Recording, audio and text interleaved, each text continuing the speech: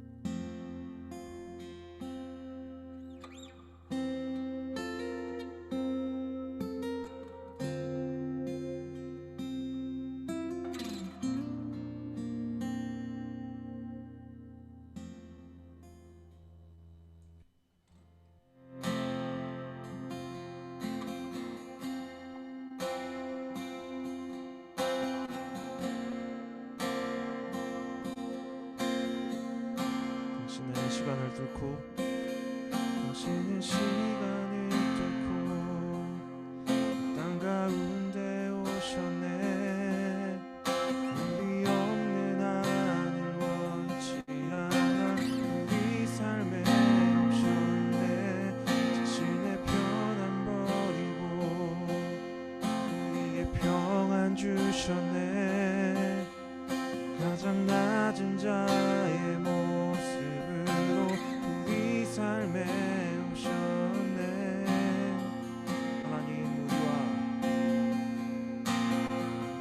하나님 우리와 영원히 함께 하시네. 꿈없는 우리에게 그 나라 보여주시네. 연약한 자들의 친구가 되어 주시고 힘없는 우리의 인생을 위로하시네.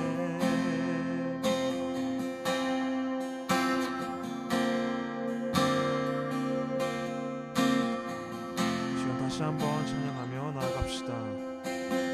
당신의 시간을 뚫고 당신의 시간을 뚫고 땅 가운데 오셨네. 우리 없는 하늘 원치 않아 우리 삶에 오셨네.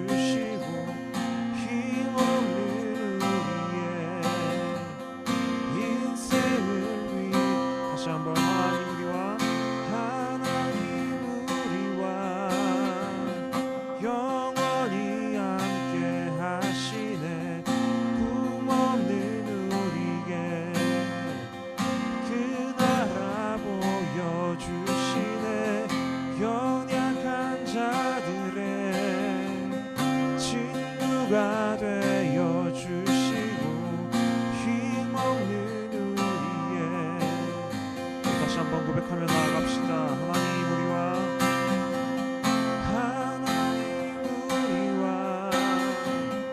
영원히 함께 하시네. 꿈없는 우리에게 그 나라 보여주시네. 연약한 자들의 친구가 되어주시고 힘없는 우리의 인생을 위로하시네. 낮은 곳으로 우릴 초대하네. 함께 하자고 말씀하시네. 우리도 예수 그 길을 따라 함께 가길 원. 우리 처음부터 고백합시다. 우리의 섬김이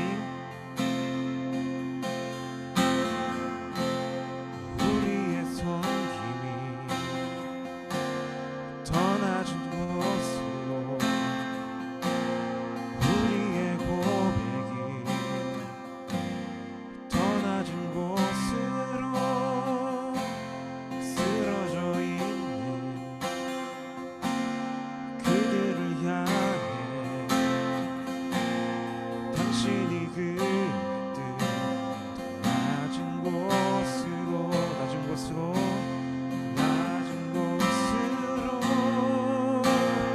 우릴 초대하네. 함께 하자고 말씀하시네. 우리도 예수 그 길을 따라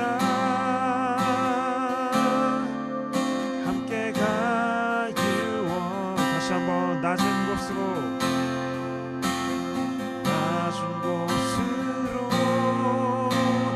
우릴 초대하네. 함께 하자고 말씀하시네. 우리도 예수 그 길을 따라 함께 가길 원. 주님이 우리와 함께 하시네. 십자가 피 흘린 예수의 손으로 모든 아픔을 위로하시네. 우리에게 보여주셨네. 주님이 우리와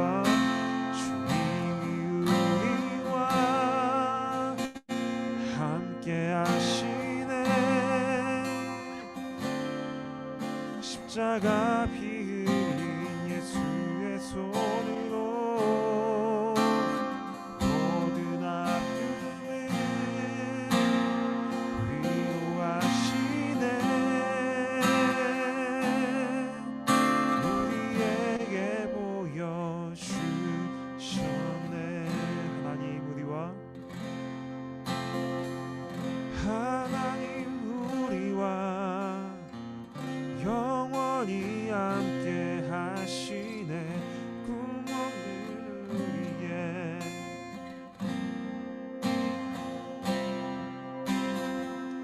연약한 자들의 친구가 되어주시고 힘없는 우리의 인생을 위로하시네.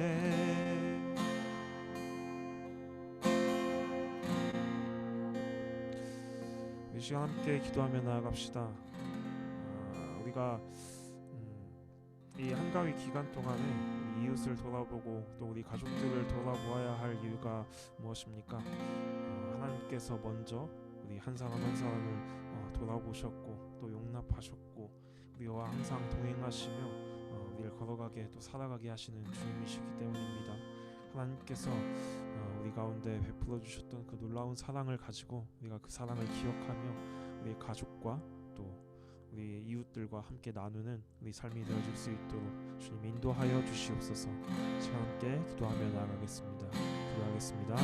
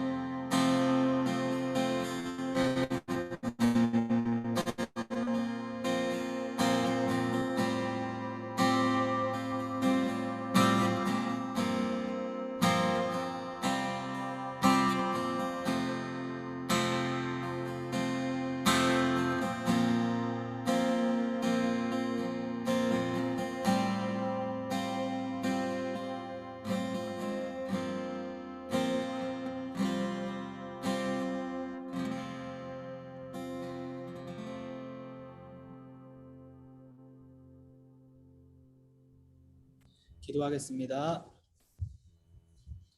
왕이신 우리 하나님 아버지, 건강한 교회로 불러주시고 또 주일날 아침에 함께 공동체로 하나님 앞에 예배하게 하시니 감사합니다. 하나님 아버지, 추석 명절을 맞이하였습니다. 특별히 하나님께서 주신 이 귀한 시간에 하나님 안에서 평안한 시간을 보내고 또한 우리의 사랑이 필요한 이웃들을 돌아보고 그들을 위해 기도하고 섬기는 우리 건강한 교회 될 수 있도록 은혜 더하여 주시옵소서. 특별히 주님 지난 주말 또 지난 주간 우리 사랑 나눔 사역을 은혜 가운데 잘 마치게 하시니 감사합니다. 하나님께서 주신 사랑과 은혜에 감사하여 우리에게 보여주시는 이웃들과 동역자를 계속해서 섬겨나가는 우리 건강한 교회 되게 하여 주시옵소서.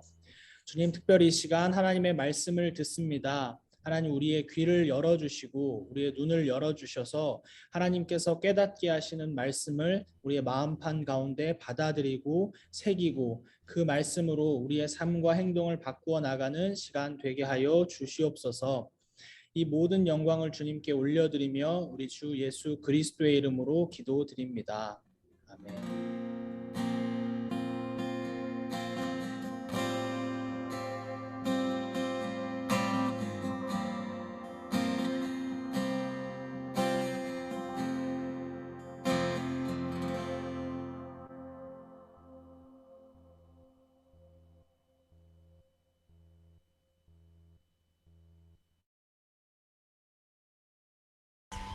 Do you have one more praise song in you? Okay? But we gotta leave it all for Jesus. Come on, hands up.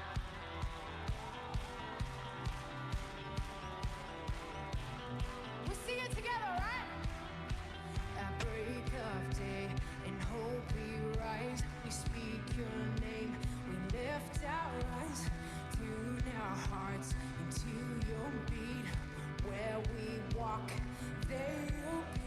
The fire in our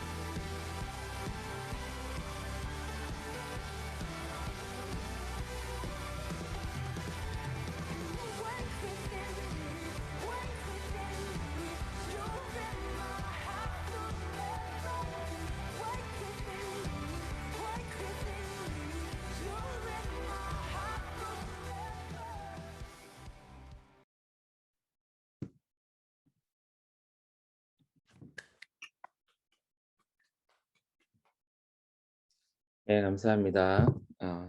어제 밤늦게까지 수고해 주신 또 영상 편집이나 여러 가지 수고해 주신 모든 분께 다시 감사드리고요.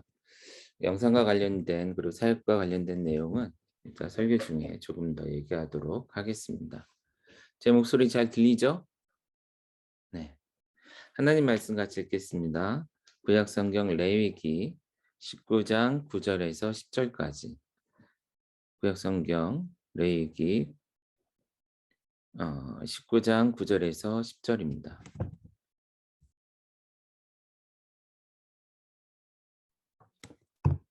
자, 우리 마이크는 켜지 않으셔도 되고요. 저랑 같이 한 목소리로 읽겠습니다. 레위기 19장 9절에서 10절입니다. 같이 읽습니다. 너희가 너희의 땅에서 곡식을 거둘 때에 너는 밭 모퉁이까지 다 거두지 말고 내 떨어진 이삭도 줍지 말며 내 포도원의 열매를 다 따지 말며 내 포도원에 떨어진 열매도 줍지 말고 가난한 사람과 거류민을 위하여 버려두라. 나는 너희 하나님 여호와니라. 아멘.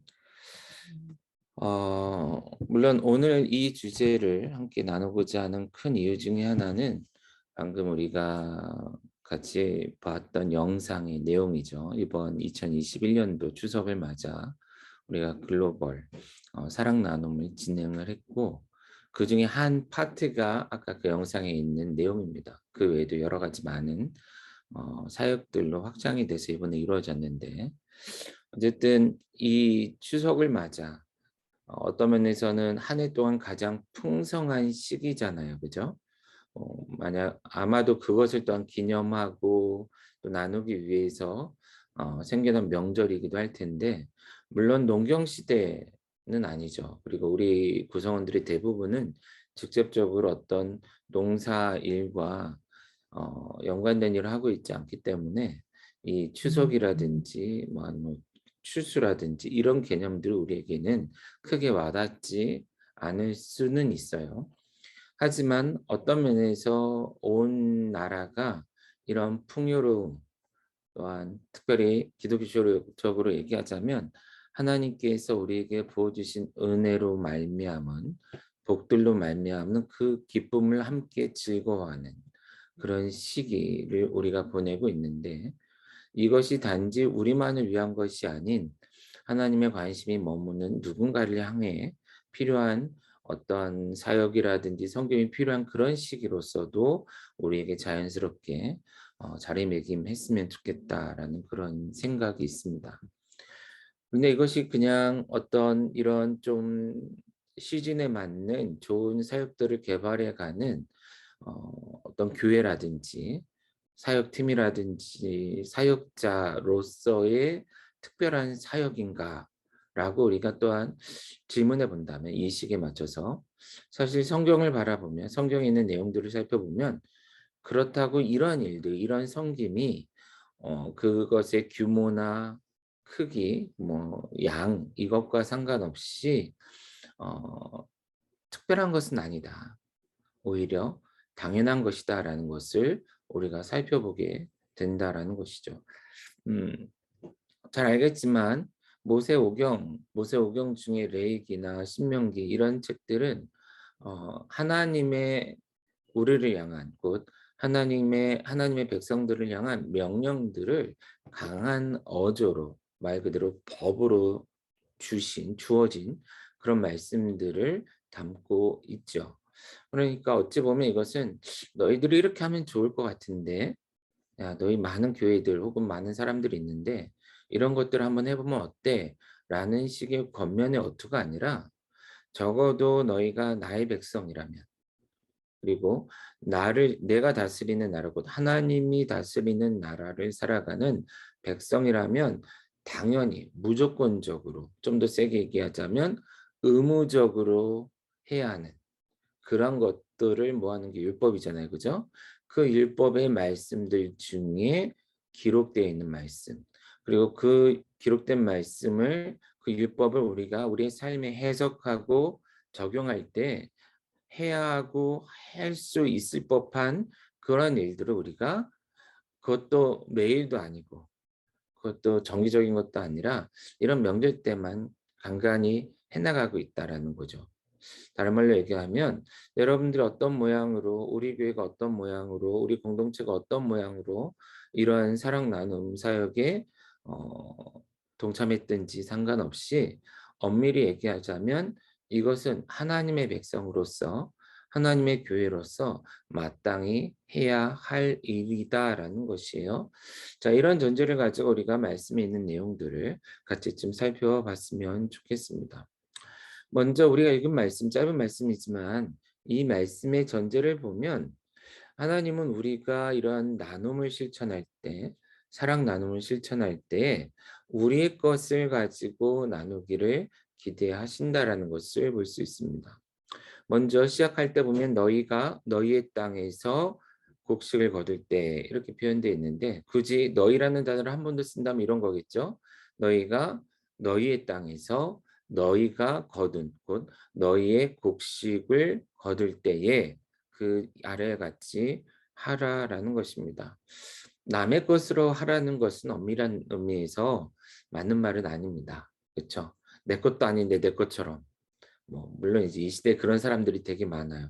자기 것도 아닌 것 가지고 막 자기가 다 한 것처럼 생색내는 그런 사람들도 많은 시대입니다. 어찌 보면 우리도 그럴 수 있어요. 그러나 아시겠지만 이번 추석의 한 사역조차도 우리들만의 것, 건강한 교회만의 것, 혹은 배강은 목사라는 내 것으로 섬긴 것은 아니에요. 우리 모두의 것, 혹은 우리라고 생각하는 누군가가 함께 함을 통해서 이루어진 사역이다라는 것이죠. 그런데 그게 성경적으로 옳다라는 것입니다. 하나님은 이것을 명할 때에 너희가 스스로죠. 너희가 너희의 땅에서 너희가 수고하여 거둔 그 곡식을 가지고 이렇게 나누라 하셨다라는 것입니다. 그렇다면 어떻게 나눠야 될까? 우리 땅에서 거둔 곡식을 가지고 우리가 나눈다면 어떻게 나눠야 될까? 아주 구체적인 기준을, 선명한 기준을 보여주고 있습니다. 물론 곡식을 키우는 밭, 그리고 포도를 키우는 포도원을 배경으로 하고 있지만 이것은 우리 모든 인류의 삶의 모든 정황, 상황, 환경을 다 언급할 수 없기 때문에 어떤 샘플로 보여주신 것이죠. 그러니까 이것은 자연스럽게 우리의 삶에 그렇게 적용돼야 되는 건 염두하고 봐야 된다라는 거예요. 근데 이 짧은 표현들 속에도 아주 중요한 원리들이 몇 가지 들어있다라는 겁니다. 먼저 한마디로 얘기하자면 다 거두지 말라, 다 거두지 말라. 그리고 떨어진 것이 있다면 그것은 줍지 말라. 그러니까 모든 것을 내 것으로만 여기지 말라라는 것입니다. 먼저 곡식을 볼게요. 곡식을 거둘 땐 그럼 어떻게 해야 되는가? 본 내용 보시면 너는 밭 모퉁이까지 다 거두지 말라라는 것입니다. 밭 모퉁이는요, 쉽게 얘기하면 밭이 모양은 다 다를 거 아니에요, 그죠? 모양은 다 다를 수 있어요. 그런데 오늘날 그냥 잘 정리된 것을 놓고 보면 네모났다고 생각해 보세요.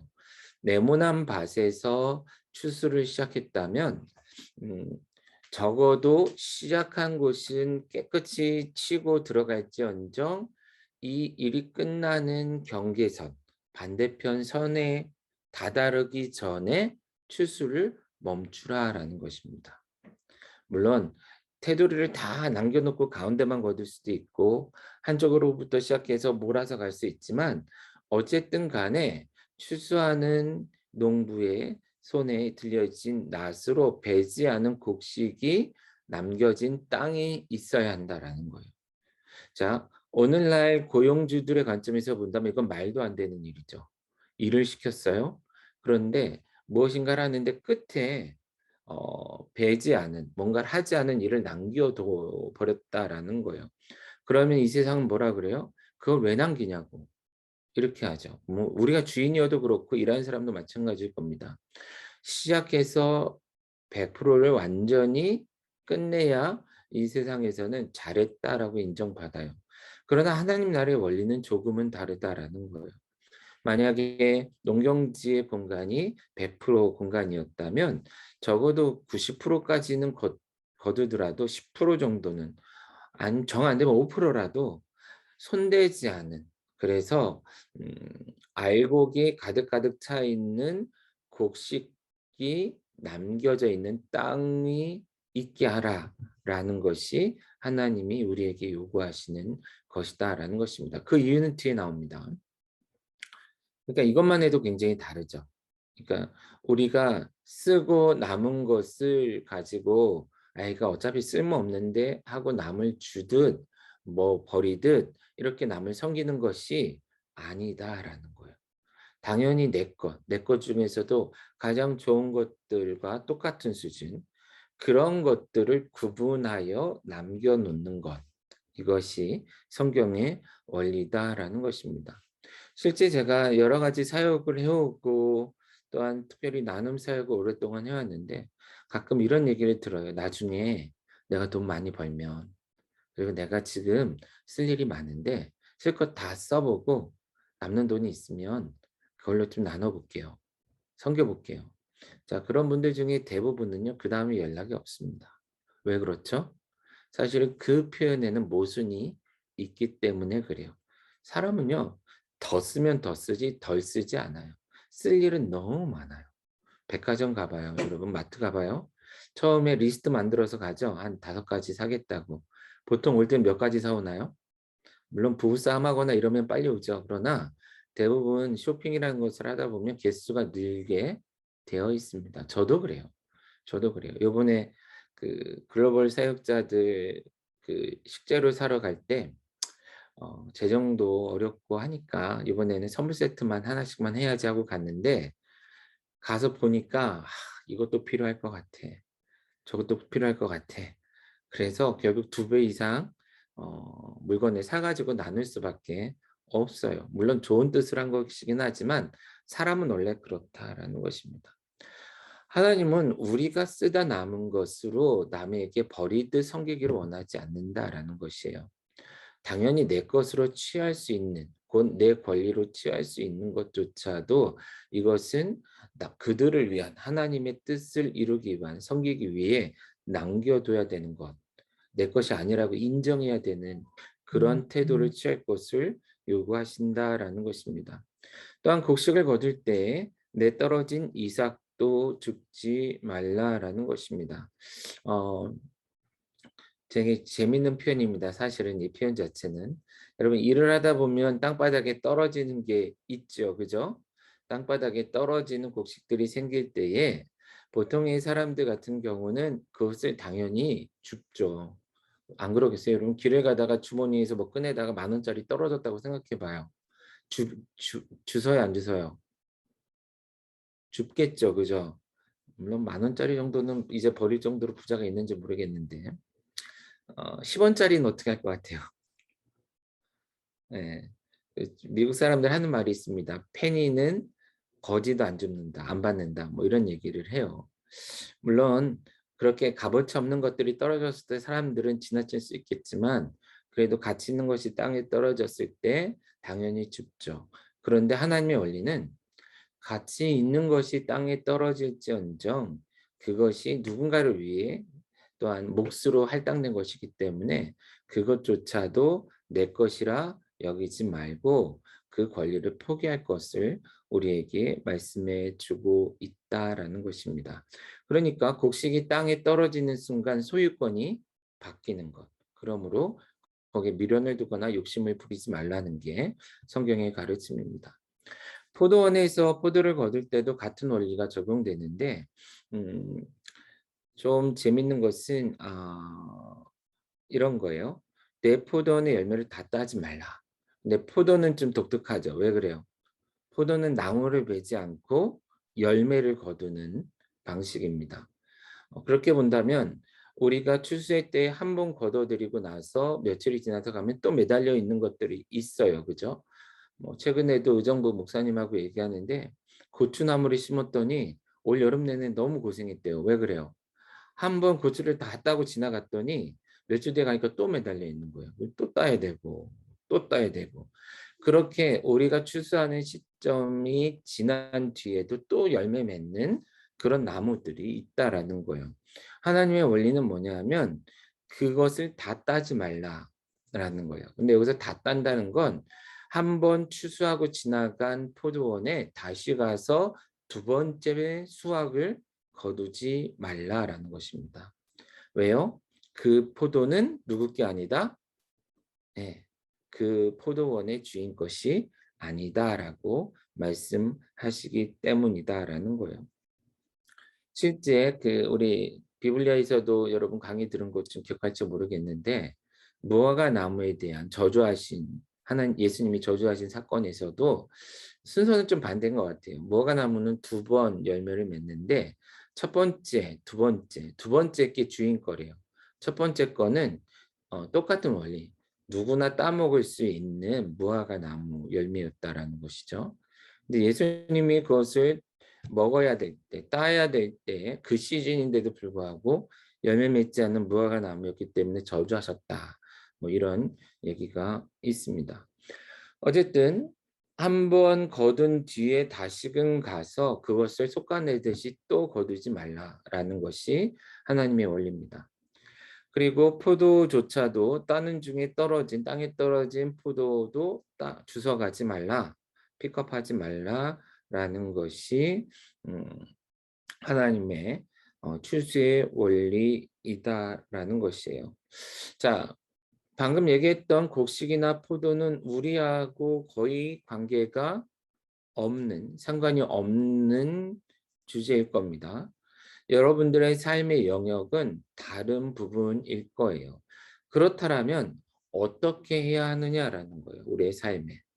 하나님께서 여러분에게 무엇인가를 주셨을 때 그것을 가지고 우리 주위에 혹 우리를 통해 도움받아야 돼, 채워져야 될 누군가가 있을 때 우리는 그것을 진지하게 다뤄야 되고 특별히 내게 주신 것 중에 일부를 나조차도 손대지 않은 그것을 가지고 혹은 내가 쓰고 남겨진 무엇인가가 있다면 우리 집안에 내가 쓰지 않고 있는 어떤 물건들이나 무엇이 있다면 그건 역시도 이젠 더 이상 내 것이 아닌 것처럼 여기며 나누는 것이 성경의 원리다라는 것입니다.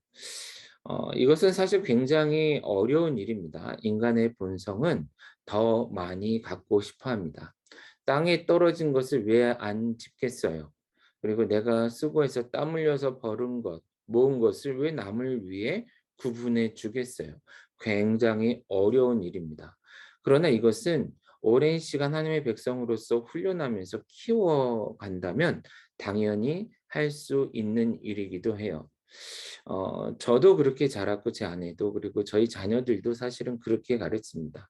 애들 용돈도 많이 안 줘요. 뭐 맞나? 정말 모르겠다. 어쨌든 많이 줄 리가 없잖아요. 그러나 그 용돈 중에서도 마땅히 뗄 것들을 당연히 떼라고 먼저 요구합니다. 쓰고 남은 것을 헌금하라 하지 않아요. 그래서 우리 아이들이 11조, 용돈에서 11조를 떼어서 드리는 헌금, 그리고 그 11조, 그러니까 용돈 안에서 성교헌금을 구별하고 감성금을 구별할 때 이 용돈을 쓰고 남은 돈으로 하지 않고 용돈을 받은 그 주에 헌금을 합니다. 이제는 좀 훈련이 된 것 같아요. 중학생, 고등학생이 되니까 얘기하지 않아도 그것을 먼저 해요. 저조차도 깜짝 놀랄 때가 있어요. 제가 얘기하지 않아도 오늘 예배 때 내가 이렇게 드립니다 하면서 준비하는 걸 보죠. 물론 용돈이 작기 때문에 큰 돈은 아니에요. 작은 돈이지만 적어도 우리 아이들이 내게 주어진 것들 중에 어떤 것은 내 것이 아닙니다. 하나님의 것입니다. 혹은 누군가의 것입니다라고 구분할 줄 알고 자라는 것 굉장히 중요하다라는 거예요. 그런데 이게 뭐 이 시대에 신앙이 있다, 뭐 대단한 것처럼 떠벌리는 사람들이 있는데 그게 원래 대단한 일이 아니어야 한다라는 것이죠. 왜요? 율법에 기록되어 있는 하나님께서 그의 백성들에게 가르쳐 주신 원리, 요구하시는 원리. 좀 세게 얘기하면 그렇게 하지 않는다면 책임을 묻는 법이다라는 것입니다. 우리가 이 나라의 법을 어겼을 때 감옥도 가고 하는 것처럼 우리가 하나님의 백성이라고 스스로 고백한다면 생각해 봐야 한다라는 거예요. 자, 두 번째, 누구를 위한 나눔인가라는 것입니다. 자, 본문에 보면 가난한 자들과 거류민이라고 표현되어 있습니다. 가난한 자들은 문자 그대로 가난한 자들입니다. 그런데요, 이 가난한 자들을 우리가 대할 때 마치 그들이 영원토록 가난한 상태에 놓여져 있을 것처럼 우리가 그들을 생각하고 대할 때가 있는 것 같아요. 내가 지금 그들 도와준다. 그럼 뭐해? 다음 달도, 내년도, 10년도, 50년 뒤에도 똑같을 건데. 선교지를 바라볼 때도 그런 마음이 있는 것 같아요. 저 사람들 평생 도와줘봐야 변화가 없을 거야. 물론 그런 사람들도 있습니다. 그러나 그 판단은 엄밀한 의미에서 내 몫은 아닙니다. 그들이 어떻게 될지 사실 몰라요.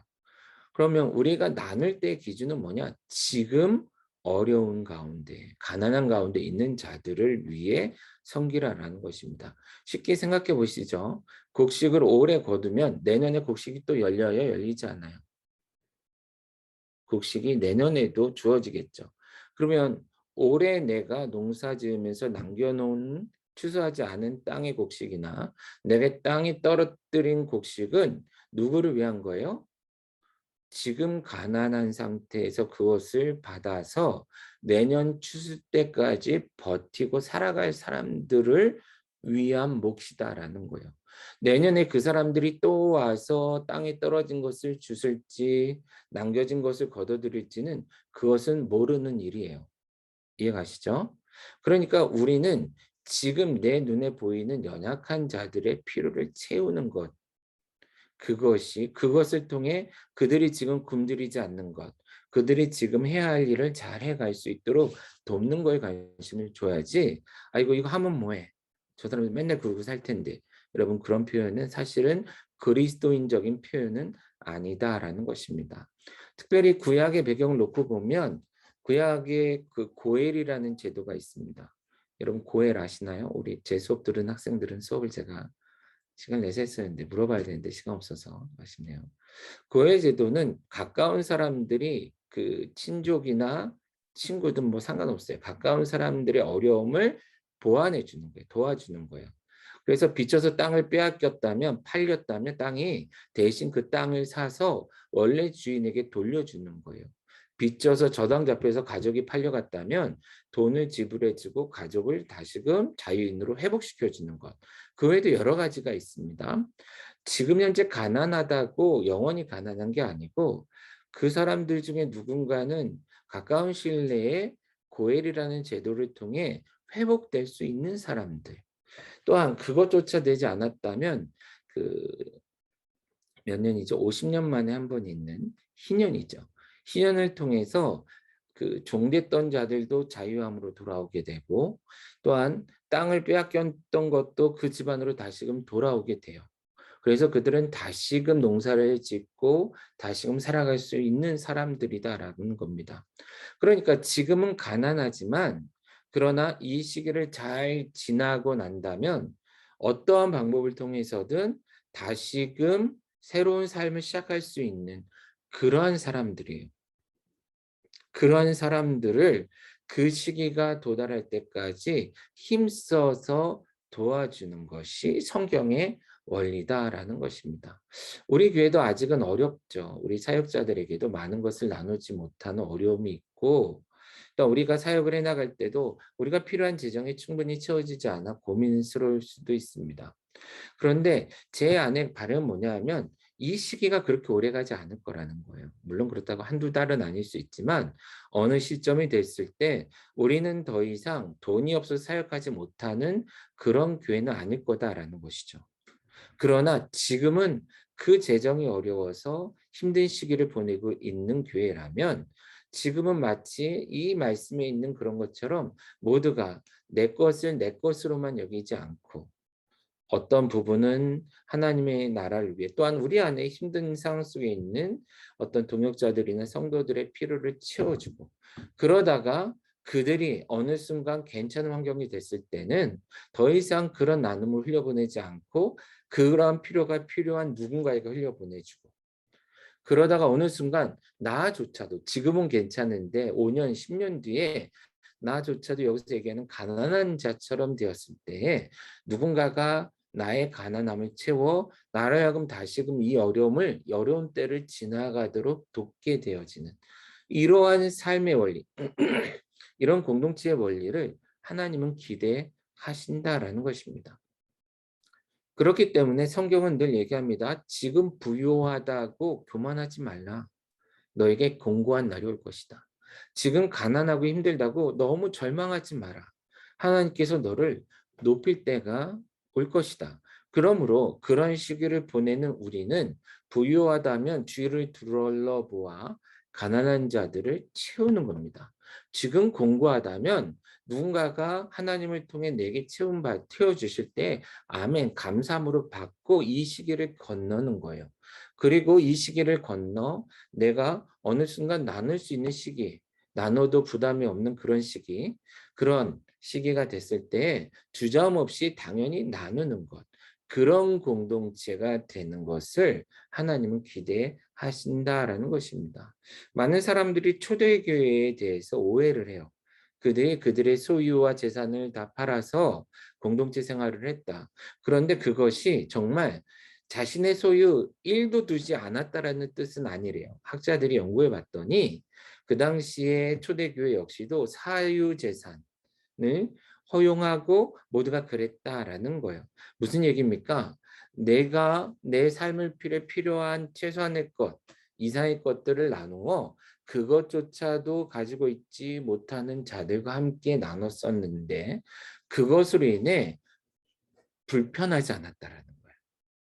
나누는 자나 받는 자나 그것이 중요한 것이 아니기 때문이었다라는 것입니다. 자, 거류민이라고 되어 있는데 영어 성경을 보시면 foreigner입니다. 이방인들입니다.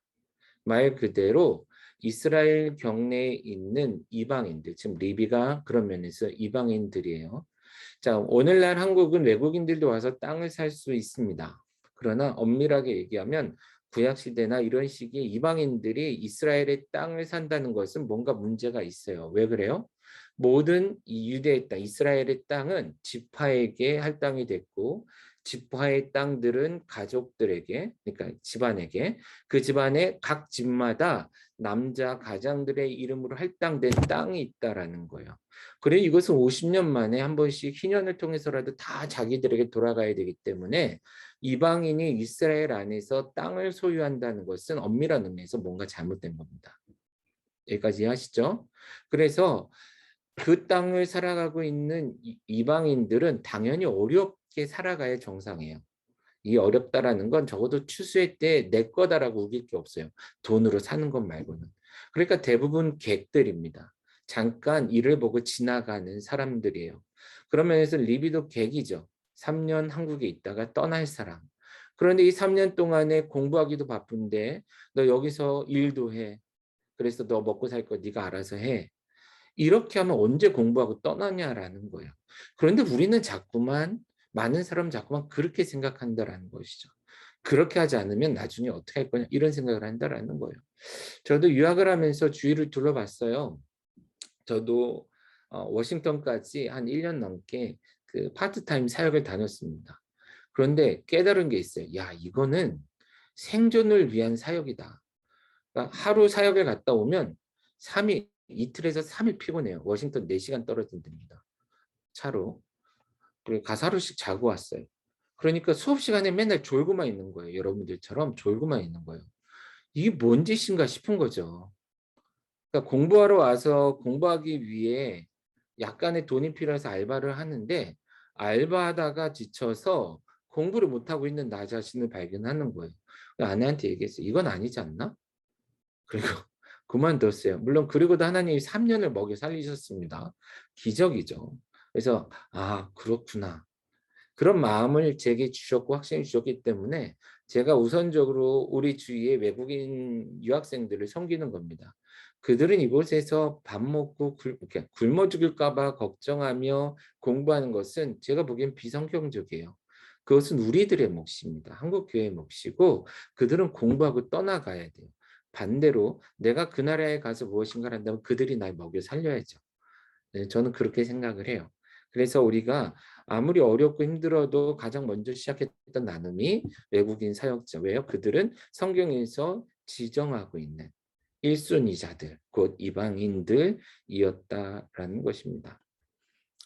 자, 이렇게 우리 주위의 연약한 자들을 둘러보아 섬기는 것이 추수의 때, 우리가 무엇인가를 거둬들일 때의 당연한 자세다라는 것입니다. 여기서 잠깐 오늘날 현대와 그 시대는 많이 다릅니다. 왜 다르죠? 농경 시대는요, 대부분의 시간이 투작입니다. 투작이. 그러니까 추수를 해서 거둬들여 놓은 것을 먹으면서 대부분의 시간은 일만 하는 시기. 그리고 언제 걷어요? 추수의 때 잠깐 거두는 게 그 시대의 원리죠. 지금 우리가 읽은 말씀은 그 원리가 적용되어 있는 말씀입니다. 그러나 오늘날 우리들의 삶은 1년 단위가 아니라 월 단위 혹은 주 단위로 움직이고 있죠.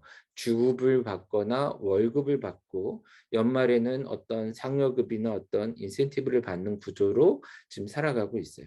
다른 말로 얘기하면 우리의 추수의 시기는 굉장히 짧은 주기로 반복되고 있다라는 거예요.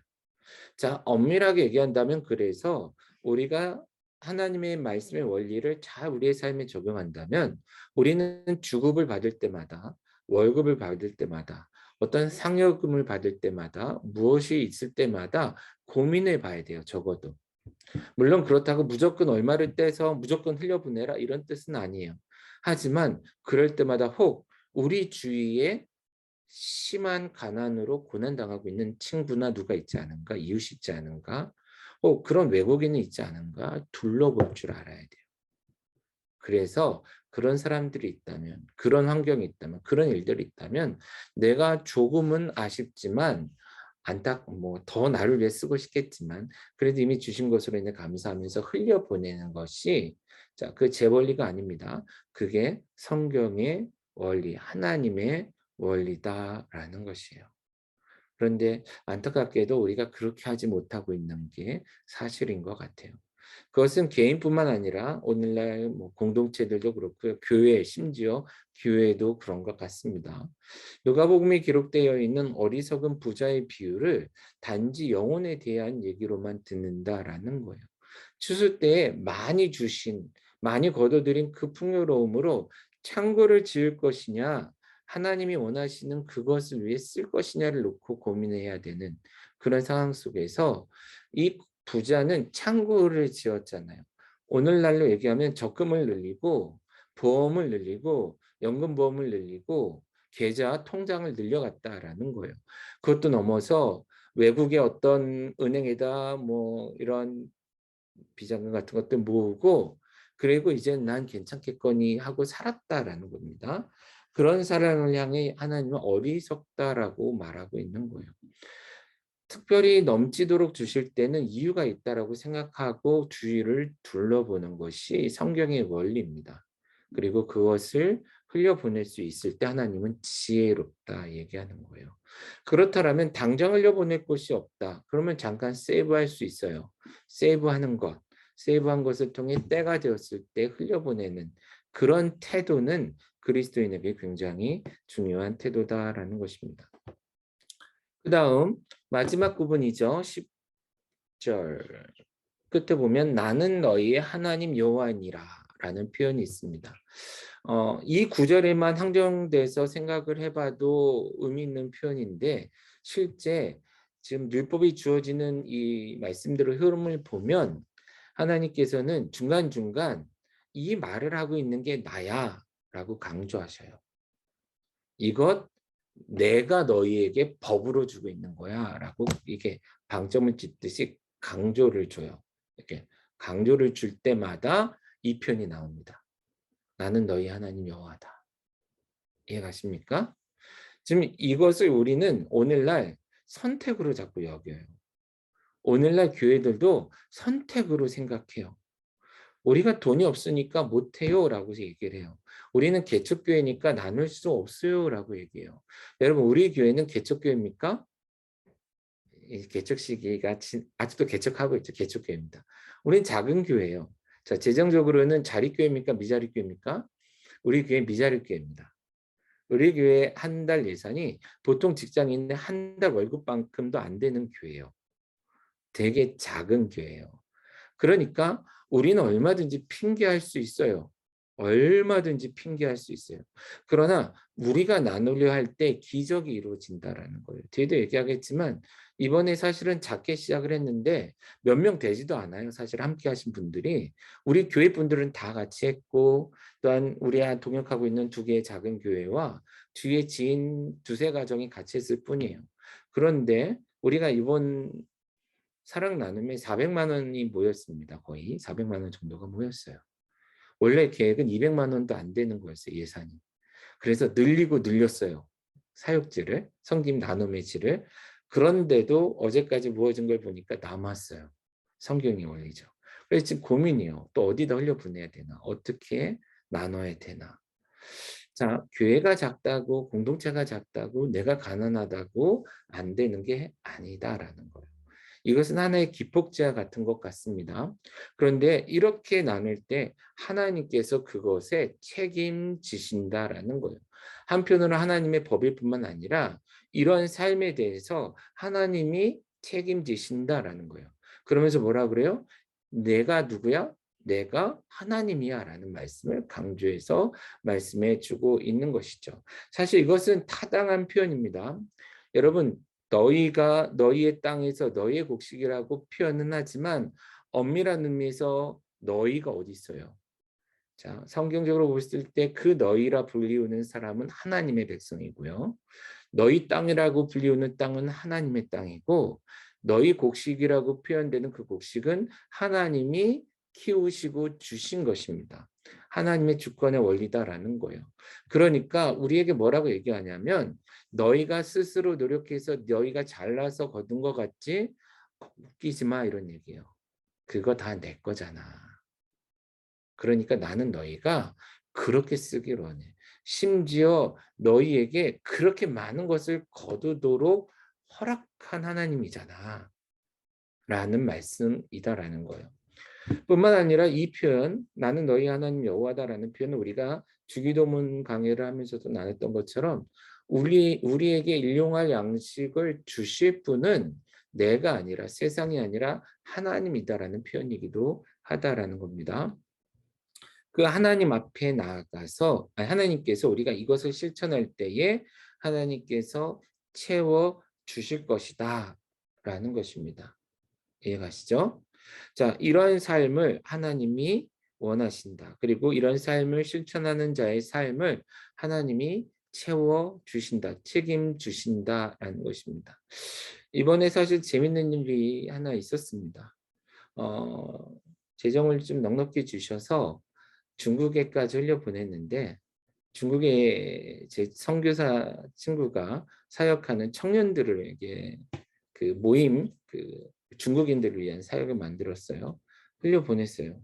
흘려보냈는데 이 친구가 역으로 저에게 흘려보냈어요. 교회냐 저 개인이냐 했더니 제 형편을 아는 제 친구가 추석 잘 보내고 조카들이랑 맛있는 거 먹으라고 오히려 후원금을 저희 가정에 역으로 보내줬어요. 그것도 아주 적은 돈도 아니에요. 큰 돈을 저희한테 굉장히 큰 돈이죠. 저희한테는 큰 돈을 보내주셨어요. 재밌죠? 저는 나누겠다고 막 뛰어다니는데 하나님은 저희의 가정의 필요를 친히 채워 주시는 하나님이시다라는 것입니다. 이런 일들을 자주 경험해요. 사실은 희한해요. 우리가 하나님을 위해 헌신하며 나아갈 때에 내 것조차도 정말 그 쌀 한 주먹이라도 나누려고 내 것을 퍼낼 때 하나님은 그곳에 훨씬 더 많은 것으로 채워주시는 그런 것을 제 사역자의 삶 속에 계속해서 경험해 가고 있습니다. 저는 이곳에 있는 신학생들, 특히 사역을 준비하고 있는 사역자들이 많은 것들을 배우고 경험해야겠지만 이런 것도 경험하셨으면 좋겠습니다. 우리가 아무리 노력하고 자비량을 하고 뭘 해도 사역도 하고 내 삶에 필요한 것을 내 힘으로 채울 수는 없습니다. 말이 안 돼요. 남들은 맞벌이해서 자기네 쓸 것도 없다 그러고 내 자식 키울 돈도 안 된다고 하는데 우리는 내가 돈 벌어서 사역 현장까지 책임지면서 살겠다고 얘기하니 얼마나 어리석은 얘기예요. 그러나 우리가 그 정도 각으로 나아갈 때 하나님께서 채워주심이 있기 때문에 가능한 삶. 그런데 사역자는 사역을 해야 그것이 이루어진다라는 거예요. 사역자가 오히려 없는 중에 나눠야 된다라는 거예요. 감사한 것은 우리 건강한 교회가 그러한 삶을 실천하고 그런 나눔을 실천하는 교회가 되어가고 있기 때문에, 그리고 이미 그러고 있기 때문에, 심지어 군대에 있는 친구, 뭐 장흥에 있는 친구까지도 있지 않고 다 같이 나눔에 함께하는, 저는 늘 얘기하지만 이 섬김과 나눔은 할 수 있는 만큼이에요. 많이 있는 자는 많이, 없는 자는 적게. 그거에 갖고 저 금액 가지고 뭐 갖고 얘기한 적이 한 번도 없습니다. 저도 그럴 거기 때문에. 그러나 많고 적든 간에 다 같이 함께 할 수 있는 교회, 학생이지도 어려도 이런 교회여서 너무 감사하고요. 앞으로도 그런 교회로 계속해서 세워져 가기를 기대해 봅니다. 자, 이러한 삶을 살아가야 되는 이유 분명한 것이죠. 그리고 시간이 없어서 다 보진 않겠지만 이것이 실제적으로 실제 현장에서 이루어진 예를 보여주고 있는 것은 룻기죠. 룻기에서 보아스가 룻의 가정을 위해 한 일에 나타나고 있습니다. 간단히 제가 쭉 설명하면, 보아스는 룻을 만나 이렇게 얘기합니다. 이삭을 주우러 다른 곳에 가지 마. 위험하니까. 나와 함께 있는 여인들과 함께 그 곡식들을 주우라. 남겨진 땅의 것을 추수하고 땅에 떨어진 것을 주수라라는 것입니다. 그리고 보아스는 이 룻을 구하기 위해 자신의 일꾼 남자들에게 엄히 경고합니다. 저 여인들을 건들지도 말고 책망하지 마라. 그리고 룻에게 또 말합니다. 한술 더 뜨죠. 주워가게 해준 것도 고마울 텐데 뭐예요? 내 일꾼들을 위해 떠온 물입니다. 지금으로 얘기하면 비싼 물이에요. 따지고 보면 멀리서 가져왔으니까. 그 물을 마음껏 가서 마셔라 라고까지 허용해 줍니다. 그랬더니 룻이 깜짝 놀라죠. 나는 이방 여인인데 어찌하여 이렇게 은혜를 베풉니까? 엄밀하게 얘기하면 룻이 이방 여인이니까 그렇게 받아야 돼요. 이번에 아까 봤던 영상에서도 중간중간 계속 하는 말이 있어요. 그들이 저에게. 나는 그럴 자격이 없는데. deserve라는 단어를 써요. 그럴 자격이 없는데 이런 은혜를 왜 베풀어 주는지 모르겠다고. 성경에 써 있어요. 그들이 이방인이어서 그래요. 그들이 룻처럼 자기 백성들을 섬기기 위해 이 먼 곳 한국까지 와서 스스로 고난을 자처했기 때문에 그래요.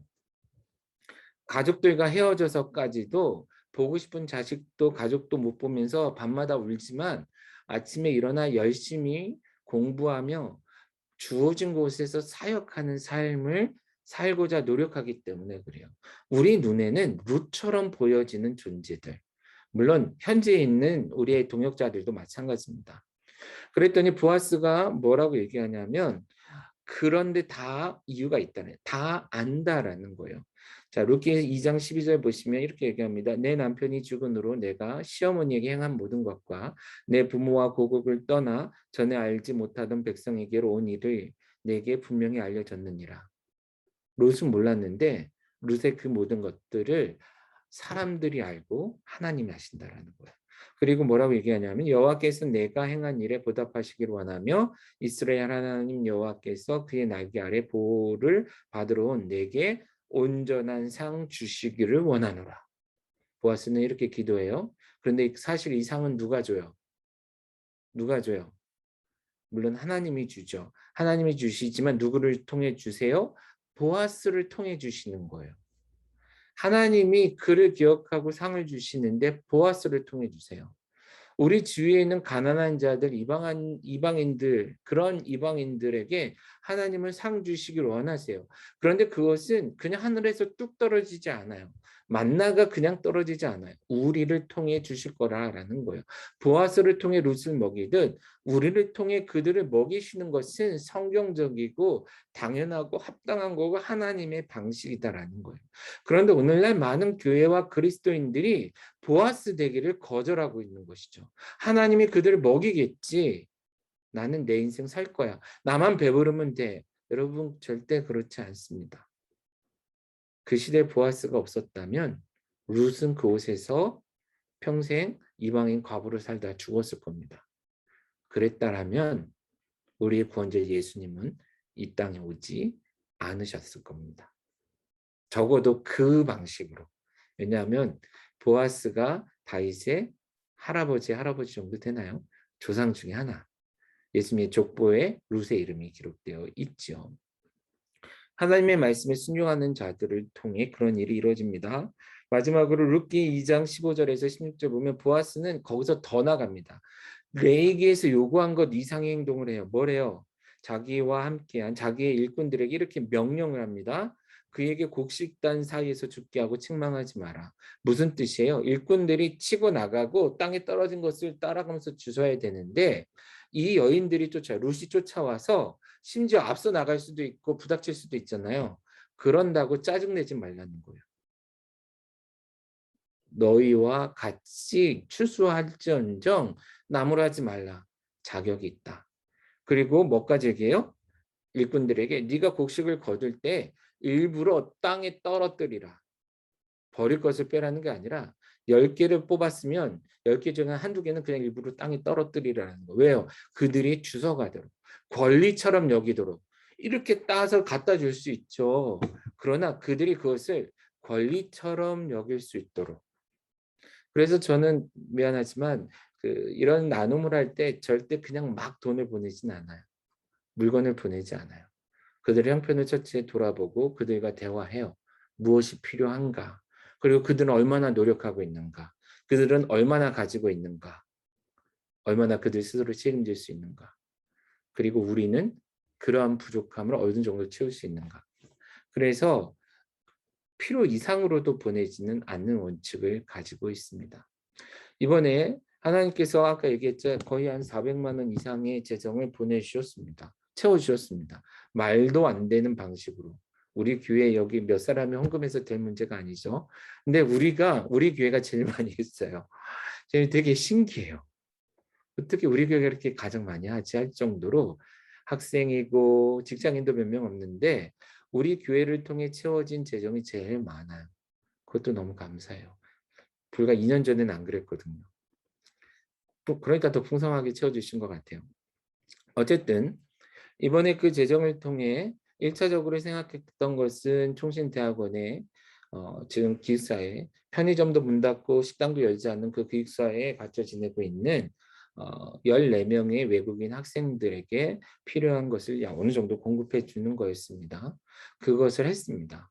사진은 두 장에 4명 정도 표현되어 있지만 실제 여러 나라에서 온 실제 기숙사에 생활하고 있는 학생들 14명에게 음식 재료와 생필품을 제공했고요. 그 중에 우리 선교기도 모임에 열심히 참석하고 있고 또 이제 1년 차 한국에서 보내고 있는 3명의 학생과 우리 또 멤버인 리비 이렇게 4명의 외국인을 데리고 하루 여행을 갔습니다. 사실 고대요. 제가 새벽 5시 반에 집에서 일어나서 출발해서 밤 12시 넘어서 집에 들어왔으니까 하루로는 굉장히 고된 일정이었습니다. 그런데 난생 처음이에요. 처음 보느니 한국 바다를 처음 본 게 아니라 그들의 인생의 바다를 처음 본 거예요. 직접. 그리고 그중에 2명은 높은 산을 처음 올라가 본 거예요. 산이 없는 지역. 그리고 언덕만 있는 지역에 살던 사람들이 산다운 산을 처음 경험해보고 저희와 함께 한국의 여러 곳을 다니며 여러 좋은 대화를 했어요. 그들이 1학년인데 같이 만날 기회도 없었죠. 온라인으로 수업하니까. 처음으로 3사람이 같이 모여서 함께 하루를 보내면서 나중에 헤어질 때 엄청 친해 있더라고요. 그 사역을 감당했습니다. 또 한 가지는 네팔에 있는 카말 목사님 교회에 필요한 것을 채우고 싶었어요. 근데 얘기하다 보니까 수해가 나서 집에 수해를 입은 목사님 2가정이 있었습니다.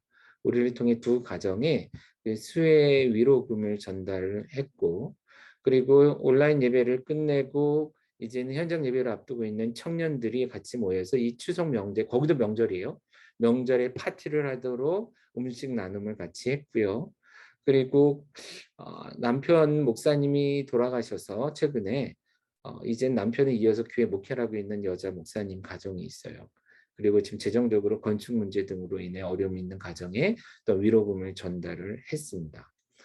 그리고 지역에 있는 아이들 70명 아이들 몫으로 우리가 조그만 선물 세트를 준비해서 신방하면서 아이들에게 이런 명절의 기쁨을 교회를 통해 하나님을 통해 나눠주도록 그렇게 조치를 했고, 그리고 여성 사역을 세워가고 있는 목사님 사모님들의 그 모임에 식사비를 지원했습니다. 원래 계획은 한 2가지였는데 한 4-5가지 사역으로 확장이 됐고요. 베트남에도 원래는 야민의 고향에 있는 교회에 그 마을 아이들 중심으로 어린이날 명절 선물을 나누려고 했는데 얘기를 들어보니까 이 추석이 베트남 어린이날 같은 날을 했잖아요. 가까운 지역 교회 아이들이 한 200명 이상 있더라고요. 그래서 이번에 그 선물비를 지원을 했습니다. 사진이 왔어요. 마트에 가서 장을 봐갖고 돌아가는 사진을 보냈는데 밑에 글이 이렇게 써 있어요. 차에 가득 과자들과 선물을 채워서 이동 중입니다. 그런데 한 번에 다 옮길 수 없어 다시 가서 채워와야 됩니다. 이런 얘기를 하더라고요. 참 감사하더라고요. 참 감사하다. 그리고 어제 갑자기 연락이 왔습니다. 여러 마을, 한 서너 마을이 있잖아요. 목사님들이 오토바이를 타고, 거기 다 오토바이니까. 그래서 혼자 못 옮기니까 2명이 오토바이를 타고 와서 모여 있더라고요. 그래서 저한테 이제 영상으로 통화하자 그래서 잠깐 인사를 했어요. 너무 고마워해요. 우리 교회와 성도들, 한국교회 섬김에 대해서 그분들이 같이 모여서, 그리고 우리가 앞으로 어떤 사역을 할까 같이 의논하자고 같이 나눴던 그런 내용이 있습니다. 감사한 것은 이 재정이 풍성해서 우리가 다 해줄 수도 있는데 김은주 선교사님이 자신의 선교비에서 일부를, 그리고 현지 교회들이 우리 아이들 우리가 또 보태고 싶어요 하면서 약간의 재정을 만들어서, 그러니까 새 주체죠. 한국 선교사와 현지 교회와 우리가 함께 모여서 재정을 만들어 200명이 넘는 아이들에게 선물을 전달했고, 또 함께 또한 수고해 주신 분들에게 차비도 나눠드리는, 식사비도 나눠드릴 수 있는 그런 기회가 주어졌습니다.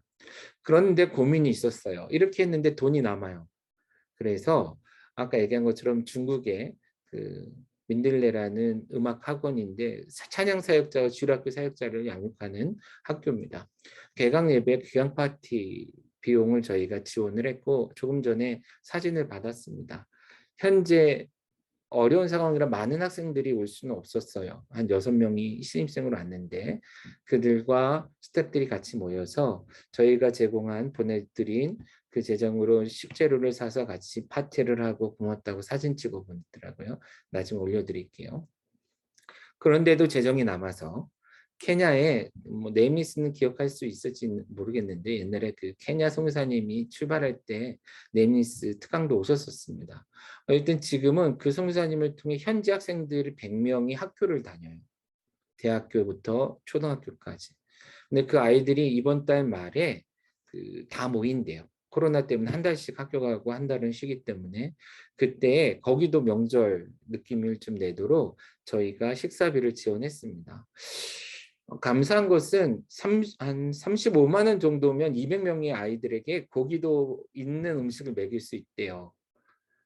너무 감사해요. 일단은 너무 부풀리지 않고 선교사님이 있는 그대로 얘기해 주셔서 처음에는 20만 원으로 먹일 수 있어야 했는데 사모님이 옆에서 그러면 밥만 먹어야 돼요.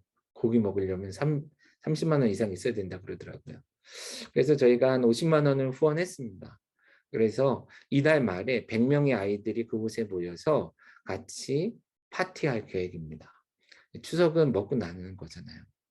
그런데도 재정이 남았습니다.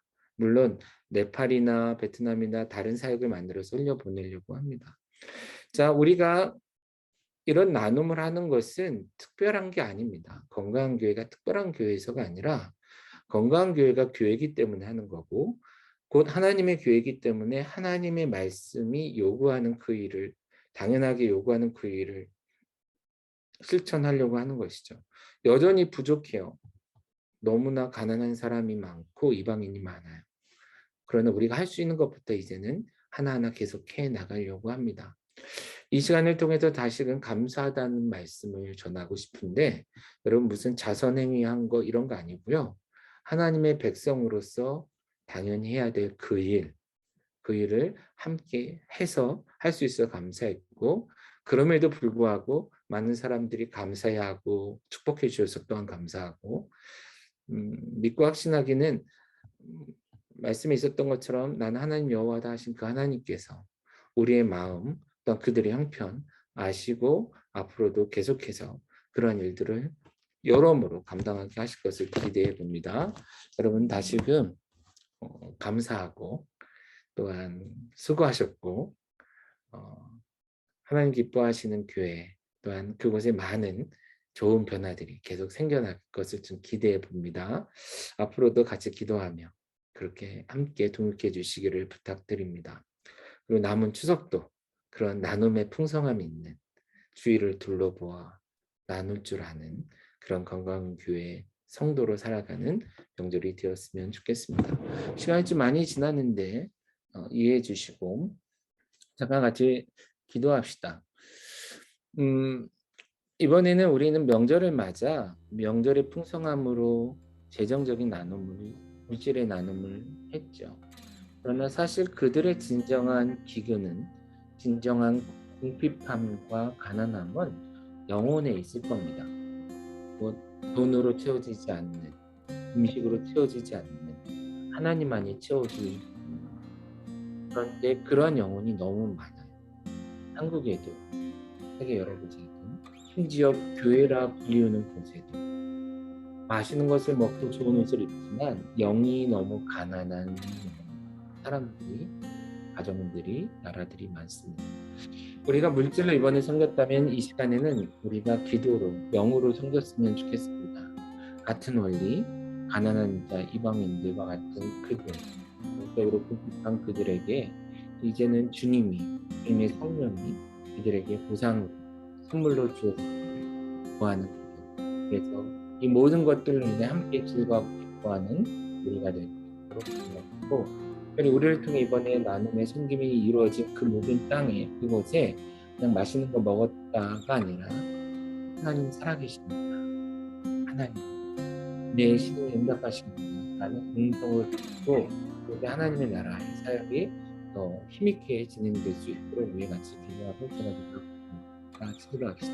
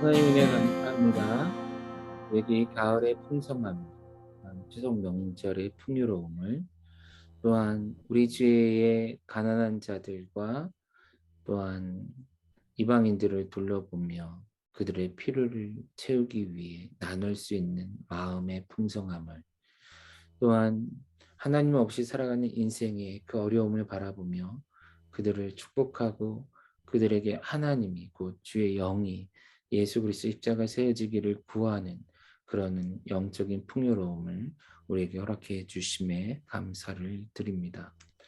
이러한 풍요로움을 대할 때마다 이 모든 것을 주신 분 하나님이시며 또한 이 모든 풍요로움을 가지고 주님이 우리에게 원하시는 것이 분명히 있음을 깨닫는 우리 되게 하시고 그것이 무엇인지 정확히 알지 못한다면 우리가 앞으로 살아가는 과정 속에 하나하나 실천하며 알아가는 그것을 통해 이러라고 하나님께서 나에게 이것을 위해 우리에게 이런 것들을 허락하셨구나 고백할 수 있는 우리 모두가 되게 하여 주시옵소서.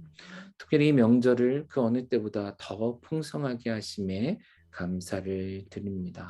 우리만 먹고 마시며 즐거워하고 행복하다, 복되다 하지 않고 우리 주위에 있는 이웃들, 외롭고 힘들고 어려운 일상을 살아가는 그들, 사역 현장에서 몸부림치는 그들을 기억하며 그들과 이 풍요로움을, 이 기쁨을 함께 나눌 수 있게 하심에 감사를 드립니다.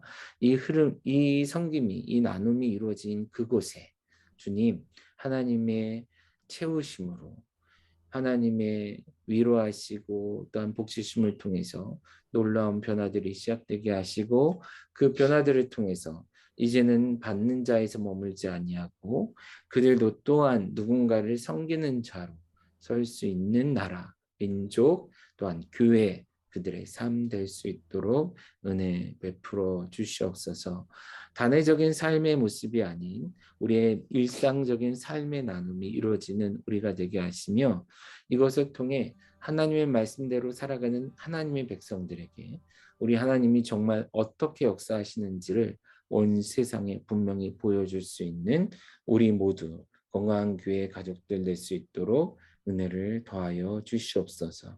이 시간 또한 주님의 그러하신 은혜에 감사함으로 작은 예물을 주님께 올려드립니다. 이 예물이 사용되어지는 곳곳마다 우리가 기대하는 곧 하나님이 기대하시는 놀라운 사역의 변화들이 시작되고 이루어지고 열매 맺게 하여 주시옵소서. 드린 손길들 위에 주님의 약속 따라 더 큰 것으로 채워지는 은혜도 있기를 간절히 구합니다. 이제는 우리 주 예수 그리스도의 은혜와 하나님 아버지의 그 지나신 사랑하심과 성령님의 감동감화 역사하심이 이 명절을 맞아 그 감사함을 풍요로움을 함께 나누고자 하나님 앞에 기쁨으로 내어드리며 그것으로 인해 교만하고 자고하지 아니하고 오히려 겸손하며 더 큰 하나님의 은혜를 구하며 나아가는 모든 믿음의 백성들 머리 위에 이제부터 영원토록 함께 있을지어다. 아멘.